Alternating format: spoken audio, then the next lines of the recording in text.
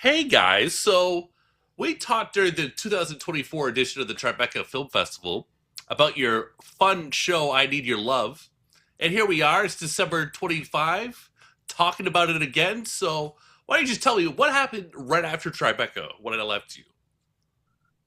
Camille, you want to take it away? Right after Tribeca, we did a few more film festivals after that. I'm trying to remember the order, and correct me if I'm wrong, Walker, but we did Austin Film Festival, and then we did Dances with Films. Oh, I think we did Dances with Films immediately after Tribeca. Mhm. And then we did, yeah, and then there was a Nashville Film Festival in there. And then we did Slam Dance, Mhm. You did a lot of where them. we, Those are big ones. yeah. Yeah, we had a big festival run and in the year that followed Tribeca, and Mhm. we played it, I don't know, maybe about a dozen festivals throughout the US, and yeah, we had some nice awards along the way and built up a lot of fan base and goodwill, and we were sort of like getting ourselves towards where we are now, which is having released the series in all of its glory. Oh, yes. So, Mhm. well, there's so much I want to dissect there, but what was the film festival experience like overall for you? Besides Tribeca, what were like one or Mhm. two very notable stops along the way? Well, Slam Dance was very notable because this was the first year they had relocated from Park City to LA, and Camille had also relocated herself to LA. So this was kind of like we were able to have home court premiere in Tribeca because that's where I'm based and where Camille used to be, and also in LA, which was an awesome. So that the experience there was really great because we have a lot of friends and family out there in LA, and the excitement of the festival having its first year there was also a thrill, and the screenings were phenomenal, and Camille also gave an amazing, like, we had an after party that was killer. It was certainly like said to be the best of the festival, in which Camille kind of like blew the roof off the place. It was really fun. I believe it.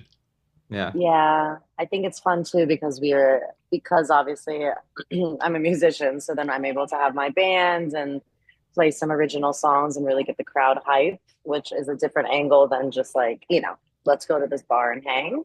So I think it's just really fun to have that crossover expression and be able to really like, yeah, create an experience for the viewer Mhm. and We attendee. Yeah. We had this might be traumatic for you, Camille, but it's kind of funny for me now that we've had some time between us. But in Austin, during one of our screenings, we had a heckler, which was, I thought, kind of amazing because I'd never I experienced that. forgot. Yeah, And I thought it was so, I mean, of course, when it happened, it was like, oh my God, this is so insane. But like I'll just do the very short version of this, which is that we were at one of our screenings for the Austin Film Festival. oh my God, I And forgot about I this. think probably like halfway through the screening, this woman stood up and just Of started. our episode. First, I heard her kind of grumbling, and I was like, "Oh, that person's kind of rude," but like, whatever. She was like, "I can't believe, I don't know if I can use expletives here, but I Go won't." for it. She was like, "What is this shit? I can't believe this shit. Like, what? Who the fuck?" And I at first I was like, "I don't know, maybe this person has is just having a bad day, or they're having, just some kind of episode." And but I was like, can you, in my head, just like, please keep it down. And then at a certain point, she just kind of stood up and she started like yelling at the screen. It was like something that you would see. Yeah, if you saw this in a movie, you'd be like, that's ridiculous. That never happens. Right, right, She stood right. up and started yelling. She started yelling at the screen. She goes, I want my money back. And she stormed out. And it was like this happened at like in the climax of the particular episode that was screening. And of course, like no one was paying attention because there's an insane person screaming and everyone is just horrified. And then she storms out and we could hear her in the lobby like just carrying on about something or other. And then yeah, and then one of Camille's friends like had to get up. She's like, one of Camille's girlfriends was like, I'm gonna take care of this woman. And like we're like, oh my God, is there gonna be a fight in the lobby? Yeah. So there was a lot of excitement there. We love Austin, but you know, there crazy folks can appear anywhere. This is true. Yeah. So I'm sure you've accumulated so many great stories, such as that, like such Mhm. as some of the ones you just shared with me, just off the top of your head. Yeah. How else would you say this show, this experience, has changed your life? Hmm. I think for me, it's, I would say it's deeply grown my relationship with Walker and just like a professional, because we were friends first. And I think we were just like now much, much like coworkers and all sorts of different titles you can put on it. But at the same time, I think that's changed my life in a good way, knowing that like just having such an incredible support system in Walker. Um, and I think I've never really been in the TV world or the film space to this extent before. So I think that's been an absolute life changer as well, you know? And and doing all the festivals and doing all these experiences has been incredible and unlike anything I've ever experienced in my life. So that's definitely been a life changing aspect for me. Mhm. Yeah. Well, that's very sweet, Camille. I feel the same way, having been in the trenches with you the past couple years, and having your support and knowing that I can always lean on you and you're always out there and always game. Because we've Another seen it all. We've seen it all. Another thing that I have gained from this experience over this year or 2 years is that it's tough. You know, everyone will tell you how difficult it is to get things made. And you know, let's just say in movies and TV. And I have spent a lot of my career, you know, sort of going through all the normal channels and you know submitting things and having some successes here and there. But a lot of that is just waiting on other people to give you permission to do so. And there's, of course, a lot of barriers. Many, you know, the biggest barrier of all is the money side of things. But when you are able to be creative and not listen to all those voices that say like, oh, you must do it. It is done in such a way. You must do it this way. You must, you know, when you say like, okay, what do we have? We have, you know, these handful of talented people. We have this very tiny amount of money, but we have like all of these interesting like locations. Like, how can we get this thing done and just do it? And it has given me a lot of confidence to say like, no, we can make this thing happen. We can make a TV show. We can make it look good. Our aspiration has always been to have a show that looks like it could be on HBO or FX. And we haven't taken any of the no's to heart that like you can't do this. And we've learned that it's very difficult. It's not easy and it's going to take a lot of 18, 20-hour days, but you can get the thing done if you have, you know, enough, if you're willing to put enough on the line. And thankfully, between Camille and I and our like wonderful hardworking crews and you know people who trusted us and volunteered their time and worked either for not a lot or, you know, volunteered their times, we made it happen. So I've learned that you can get the thing done if you're just willing to just grind it out. I love it. And what I find really interesting about this show is, Mhm. you got, and just sort of the media culture that we're in right now, is you two do the festival circuit. You go to Mhm. the most prestigious ones in America, right? You've got a Mhm. show, and then the show goes on YouTube. I Mhm. love that. That's so funny Yes. because you've built your own buzz, and Mhm. there's because of the music, there's already an Mhm. audience, so you Mhm. already have eyeballs locked in, a Mhm. lot of subscribers. Yep. So just I mean that like if someone did that like 20 years ago, right? Mhm. They would just look at you like you're crazy. But Yep. this is where we're at right now. So Mhm. yeah, I would love for both or one of you to expand on that component. Yeah. I think that like for us, it wasn't a hard choice to make. When we put this thing out, when it's, you know, it seems kind of silly to be like, why would you put so much, as you've just said, Michael, so much of yourself and time and effort and all of that into it and then just release it for free? But I think the reality of it is that like A, we made this to be watched and enjoyed, and B, it's so like we're not deluding ourselves. We still need to earn people's we need to prove ourselves. Like we did fine on the festivals and but that's on a scale compared to like the internet. The internet is a whole different scale. And in order to prove yourself that we can't expect people to pay for a thing that they don't know who we are and what we're about, we need to earn those fans. And I think that we've done that and we've proved that we can the way we've done it because we want to continue to make the show and up our scale and perhaps that would be playing on a streamer or something like that, but we're very excited to be like no, like let's expand the family, let's like spread the love, and there's no like hands down the best place to do that is on Spotify, that or sorry, YouTube. We've also done it on Spotify, but that's where people are at, and we have to earn these viewers. Yeah, I really appreciate that attitude. I think Yeah, you've got a healthy perspective there. yeah. And so the plan is more episodes. Mm-hmm.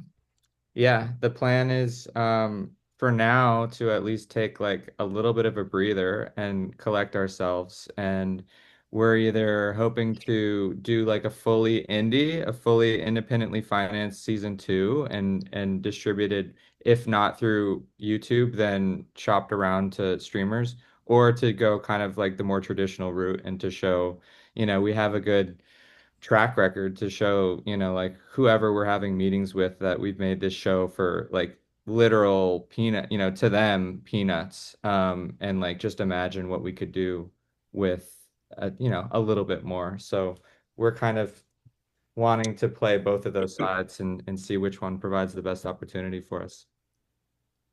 Groovy. And have either of you seen Nirvana, the band, the show, the movie? No, not yet. Yeah. I no, I'm aware of it, but I haven't seen. So tell Why what? I didn't see it, but Yeah, they had a web series and then they did this big movie, and it's like it's shot in Toronto and it's being distributed by Neon. So don't give that's up. It can happen, hell right? yeah. That's sick. Mm. Well, I have to see. But it looked like a very cool, yeah, it's a cool project. People told me a guy, what's his name? The guy from the Baltimoreans. I don't know if you've heard of this movie, Michael Yes, Strasner. He told yes. me he saw it at South by Southwest, and it was the Uh-huh. funniest movie he's seen in the past 5 years. Wow. That's Uh, high praise. I don't know, Yeah, something to study, like going yeah, from web series to something distributed by Neon. It's not yeah. people. It's again like 20 years ago. Someone would look at you like you've got three eyeballs, but that is not crazy. That's super cool. It's very inspirational and aspirational. Hmm. Thanks for sharing that, Michael. Hell That's yeah. My awesome. pleasure. All right, so I gave one media piece to compare this to, Yeah. but if you had to compare this show to anything, old or current, what would it be? Mhm. I think that maybe Camille has an answer for. I have a Uh-huh. couple ones floating around my head. Camille, do you want to go first? I think yeah, Broad City for sure. Dave also, since it's like, yeah, Hmm. I would say Broad City Dave, a little Fleabag in there. Yeah. What about you, Walker? Yeah, I think definitely there are pieces of those three shows. I Fleabag I think is it's maybe not as obvious as, it's not like when you first look at it you're like, "Oh, it's Fleabag," but that's a show that's been very influential to me. I think it's, one of the best shows of the past 10 years. And I think of the new crop, it's hard not to compare it to like an I hate L wait, I love LA or I hate LA? I hate LA. Um I love LA. I love LA. I love I LA. love LA. It's like somewhat superficially similar to, and it's kind of the same, it's the same vibe a little bit, and yeah. But I would definitely say that those three, and perhaps like a little bit of Atlanta. It's this kind of similar storyline in that it's a story of like the come up and in the music business and outsiders kind of just like trying to break their way in. So yeah, those are all shows that have been pretty influential on us. I love it. How tough is the music industry? How much time you got? Just kidding. Um, it's yeah, it's pretty tough, and I think it's uh similar to like the trajectory that we are moving with I Need Your Love in this way of just like it is just so important for you to unless you know obviously you have some sort of insane record deal or already pre-arranged situation or a shit ton of money being poured into you, or if you're like an industry plant or something, then you do have to, for everybody else, you really have to navigate your way independently in order to gain, like, attraction from the masses on the internet and things like that, in order to then obviously maybe have success with, labels and things like that. So, um, yeah, it's tough, of course. And I think so. Last night I had a show, and all my friends in the band and at the show like had seen I Need Your Love, and they were all like, and they're all working musicians here in New York City who I've been singing with for years, and they're like, "Thank you so much for making this because it really does like tell this story that no one really knows about, and this side of the industry that is tough." And so that felt really good to hear, even though the point, even though that doesn't change the fact that it's a difficult industry. But I think that there's beauty in, at least in that expression. Mm-hmm. Do you think it's because of all the competition? Is it because the streamers are a bunch of jerks and don't like pay anyone anything? I think there's that. I think now there's like an oversaturation of options. So therefore, if you're like, I want to listen to this artist, there's like 100 artists that kind of sound like that exact artist, right? Right. So there's definitely, and you have access to that because anybody can put songs up on Spotify. So with that being said, like your options, a listener can only listen to so much music in one day and only listen to so many artists, in a day. So now that the options are like endless, it's harder for anybody to sort of rise to the top in that sense, I suppose. Okay. Yeah. And is any of your music available on vinyl? Could the vinyl heads get your stuff? The vinyl heads will be happy to hear that I'm releasing an EP next year. Ooh. And it will be available on vinyl. Ooh. Yeah, that's sick. That's exciting. Finally. Tell me about that process. How do you make that work? The making of the vinyl or the making of the album? like link it up with that with the label to do that. To be quite honest, Michael, I don't know yet because I haven't gotten to that She's step. got she's got the wax mentality in her apartment just cranking. No. But I have friends that have obviously released music on vinyl. So when the time comes, I will be asking them how they do it, and then I will be doing it. I don't have a particular company that I work with yet. It's gonna happen. It's happening. Of course. It's definitely happening. It's 100% it's happening. Amazing. Do you like vinyl? Do you think it makes a difference? I mean, I think just like expanding options for listening experiences is always good, Does it make a difference?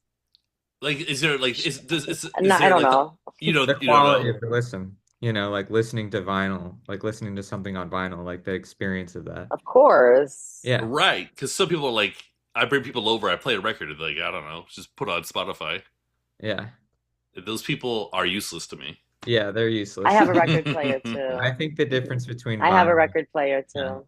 Yeah. I think it's a huge difference. It's like, it's like celluloid on film. Like when the real thing, it's like a texture and a beauty that can't be replicated, although many have tried.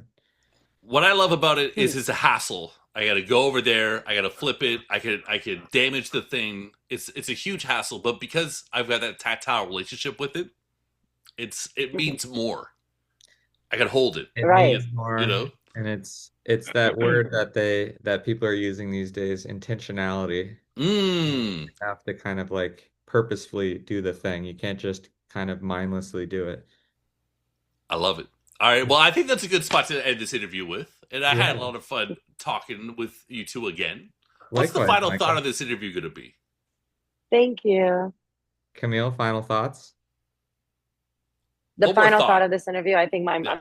my message would be, pardon? You froze. You froze. Say that again. Sorry. You froze. Say it again. What's the final thought? Who froze? You froze. Okay. Okay. I will take the Um, final. Oh, you got it? please, Yeah. please, Yeah. please watch.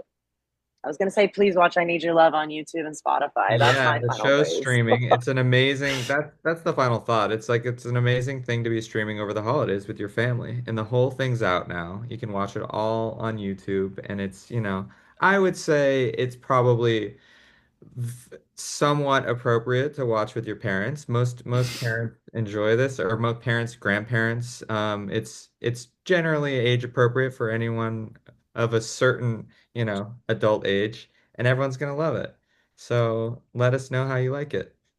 Yeah, you can hit up the comments, Hit or you up could be like Yes. hit the up that angry woman and write hit up the an comments. essay Yeah. about why it's horrible. Yeah, hit up the comments if you didn't love it, like we appreciate respectful dissent and let us know what we can do better next time, but we think you're gonna love it. Yeah. Oh yeah. And we love Okay. you for watching it. All right. Well, thank you so much. Thank you, Michael.